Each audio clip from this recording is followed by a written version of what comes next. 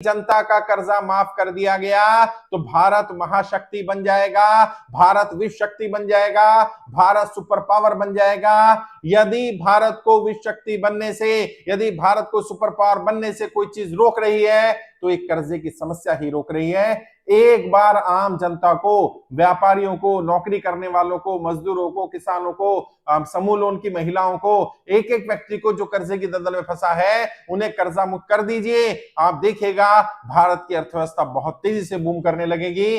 भारत के एक एक व्यक्ति के पास परचेज पावर होगी, पैसा होगा, भारत के लोगों की क्षमता बढ़ जाएगी, प्रोडक्टिविटी बढ़ जाएगी, भारत में कोई बेरोजगार नहीं रहेगा। भारत सरकार के पास बहुत सारी योजनाओं के लिए जो डेफिसिट बजट जाता है, जो कर्जा लेना पड़ता है, भारत सरकार को भी कर्जा नहीं लेना पड़ेगा, इतना ज्यादा टैक्स कलेक्शन आ जाएगा।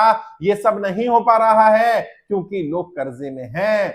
और जो व्यापारी मेरी बात सुन रहे हैं, जो नौकरी करने वाले सुन रहे हैं, जो माताएं बहनें सुन रही हैं, जो समूह लोन में फंसी हैं, आप उनसे बात करिए और वो अपनी राय दें। कमेंट बॉक्स में बताएं यदि आप जो किस्त ब्याज में दे रही है, जो ईएमआई जा रही है, यदि वो बंद हो जाए तो आपका व्यापार कितना ग्रो कर जाएगा, आप कितनी तरक्की कर जाएंगे। जो पैसा आपके पास है वो आपके ब्याज में, ईएमआई में जाना बंद हो जाए, वो आप अपने ऊपर खर्च करें, अपने परिवार पर खर्च करें, अपने बच्चों पर खर्च करें, अपने व्यापार में लगाएं, अपने ऊपर खर्च करें, तो आपकी ग्रोथ, आपकी तरक्की कितनी हो जाएगी।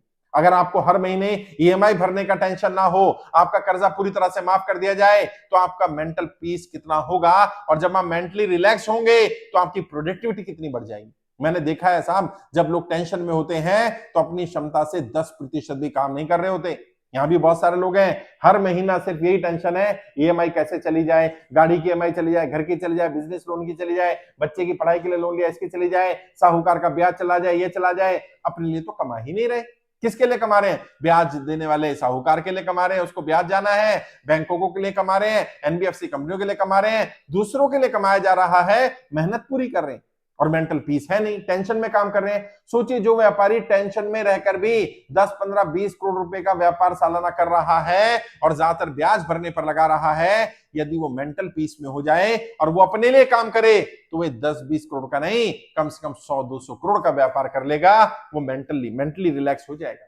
और जब मेंटली रिलैक्स होगा तो व्यापार बढ़ेगा, तो मैंने बताया बेरोजगारी समाप्त हो जाएगी, नए लोगों को रोजगार मिलना शुरू हो जाएगा, सरकार को ज्यादा टैक्स मिलना शुरू हो जाएगा। लोग, जब बेरोजगारी समाप्त हो जाएगी, सबके घर में पैसा होगा, परचेज पावर ज्यादा होगी, तो लोग ज्यादा सामान खरीदेंगे, ज्यादा सामान खरीदेंगे तो भारत की कंपनियों को ज्यादा प्रोडक्शन करना पड़ेगा, व्यापार फिर बढ़ेगा। और जब ज्यादा चीजें खरीदेगी जनता तो सरकार को ज्यादा टैक्स मिलेगा, सरकार को मिलने वाला कर या टैक्स भी ज्यादा होगा, तो सरकार को किसी से कर्जा नहीं लेना पड़ेगा, तो सरकार भी कर्जा मुक्त होगी, भारत सरकार भी कर्जा मुक्त हो जाएगी, राज्य सरकार भी कर्जा मुक्त हो जाएंगी। अगर जनता को कर्जा मुक्त कर दिया गया, सबसे बड़ी समस्या जो भारत को विश्व शक्ति बनने से रोक रही है, सबसे बड़ी आफत, सबसे बड़ी आपदा, सबसे बड़ा हर्डल जो है वो जनता का कर्जा ही है।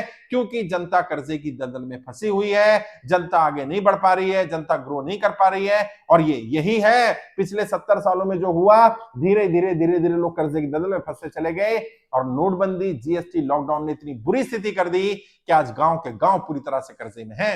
व्यक्ति कमा रहा है और कमा करके सिर्फ साहूकार को, बैंक को, एनबीएफसी को इनको दिए जा रहा है, अपने घर कुछ नहीं बचा पा रहा है। किसान भी कर्जे में फंस गया, घर की महिलाएं समूह लोन में फंस गई हैं, व्यापारी कर्जे में फंस गया, नौकरी करने वाला क्रेडिट कार्ड के चक्कर में, पर्सनल लोन के चक्कर में, गाड़ी के लोन में, हाउसिंग लोन में, इसमें फंसा दिया गया और उसका पूरा जीवन सिर्फ ये लोन की किस्तें भरने में जा रहा है। उसकी सारी मेहनत, सारी कमाई इसमें जा रही है। और देश में 80 करोड़ से ज्यादा लोग ऐसे हैं जो सरकार पर डिपेंड है राशन के लिए भी, और ये संख्या बढ़ती जा रही है। क्यों बढ़ती जा रही है? क्योंकि लोग गरीब होते चले जा रहे हैं। अगर आप बड़े अमीरों की बात करें, आज आप कोई भी 50 लाख या उससे ऊपर की गाड़ी खरीदने जाइए, साहब 1-1 साल की वेटिंग है।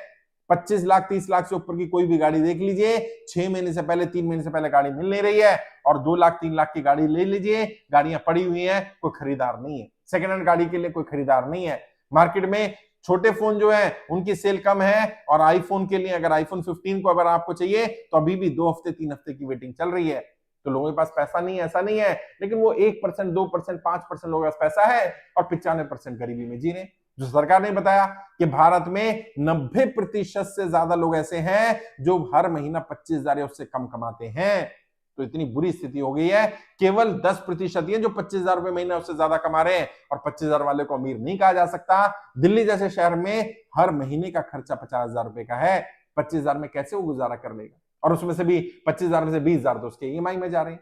तो अगर वाकई भारत को विश्व गुरु बनाना है, भारत को महाशक्ति बनाना है, भारत को सुपर पावर बनाना है, कोई चीज है जो रोक रही है भारत को सुपर पावर बनाने से, वो ये जनता का कर्जा रोक रहा है। एक बार कर्जा मुक्त किया जाए, सारी समस्याओं का समाधान हो जाएगा। और जैसे मैंने कहा, जनता को कर्जा मुक्त करने के लिए सरकार पर बर्डन नहीं पड़ेगा, क्योंकि सरकार के पास ऑलरेडी अनक्लेम्ड अमाउंट है।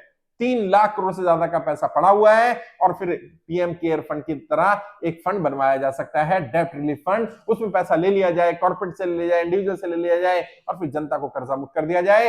एक बार जनता कर्जा मुक्त हो गई तो यकीन मानिए, भारत को सुपर पावर बनने से दुनिया की कोई ताकत नहीं रोक सकती। भारत विश्व शक्ति बन सकता है। एक बार कर्जा मुक्त करके देखिए जनता को।